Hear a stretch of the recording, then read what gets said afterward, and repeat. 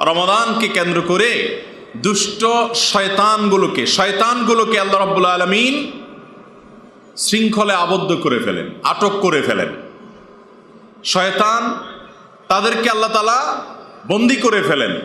কেন করেন? বান্দা যেন বেশি বেশি নেকামল করতে পারে। আপনি বলতে পারেন শয়তান বন্দী করার পরও কিভাবে শয়তানি হয়? তো এর উত্তর খুবই সহজ। প্রথমত, শয়তান আগে থেকে যে সমস্ত ডোজ দিয়ে গেছে ওই ডোজগুলোর কার্যকারিতা কিছু না কিছু আরও কিছুদিন এমনিই থাকে।